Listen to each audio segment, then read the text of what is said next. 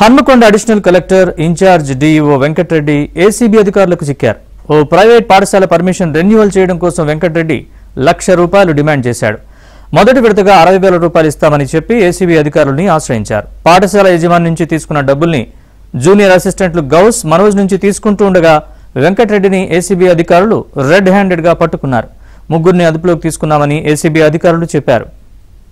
హన్మకొండ పట్టణం కొత్తూరు జిల్లాకు చెందిన ఒక ప్రైవేట్ స్కూల్ కరస్పాండెంట్ గత నెలలో తన స్కూల్ రెన్యువల్ కొరకు హన్మకొండ డిఈఓ ఆఫీసులో ఆన్లైన్లో అప్లికేషన్ పెట్టుకోవడం జరిగింది.